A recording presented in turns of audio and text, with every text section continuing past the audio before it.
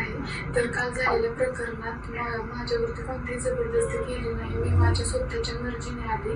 माझ्यावरती अपहरण झाले नाही किंवा चटणी वगैरे टाकण्यात आली नाही. तर राजकीय माणसांनी डोळे त्यांच्या स्वतः राजकीय लोकांनी डोळ्या बाजून घेऊन नये. मी माझ्या मर्जीने आले. मुलीचा जबरदस्तीनं व्हिडिओ तयार करून तो पोलीस अधिकारी त्यांच्या नातेवाईकांना पाठवला जातोय. मी आता मुलीचे भाऊ, मुलीचे मामा, मुलीचे चुलते यांच्याशी चर्चा केलेली आहे. मुलीला वडील नाहीत. मुलीचं लग्न ठरलं होतं. मुलीचं लग्न पुढच्या 2-4 दिवसामध्ये होतं आणि अशा परिस्थितीमध्ये जबरदस्तीनं या मुलीचं अपहरण केलेलं आहे. आणि म्हणून मी आज भिगवणला आलोय.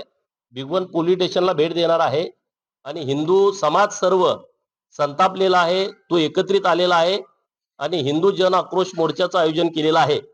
बाकीची सविस्तर चर्चा पोलीस स्टेशनला अधिकाऱ्यांच्या सोबत करून मी तुम्हाला सविस्तरपणे सांगेन.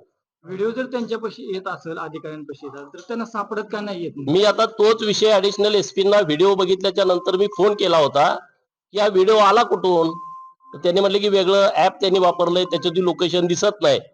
त्यांनी पोलिसांना व्हिडिओ पाठवलं, नंतर घरच्यांना व्हिडिओ पाठवलं. म्हणजे त्यांचं धाडस वाढलेलं आहे किंवा त्यांच्या पाठीमागे कुणीतरी आहे, या मुलाला वाचवण्याचा कुणीतरी प्रयत्न करतोय असा त्याचा अर्थ होतोय. त्याचे चुलते इथले गुंड आहेत, प्रचंड त्याची दहशत आहे, त्याच्यावरती अनेक गुन्हे आहेत.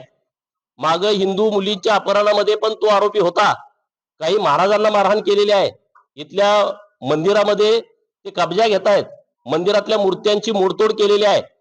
मग हे कसं काय असं होतंय? इतके दिवस का गप्प आहे पोलीस प्रशासन? वेगवेगळ्या गुन्ह्यामध्ये तो आरोपी आहे, माझ्याकडे लिस्ट आहे. इतक्या गुन्ह्यात जर तो आरोपी असेल तर त्याच्यावरती मोकांतर्गत कारवाई का नाही झाली? हे सगळे विषय मी आता पोलीस स्टेशनचे अधिकारी आहेत त्यांच्याशी सविस्तर चर्चा करून या सर्व लोकांशी बोलून आपल्या समोर मांडणार आहे.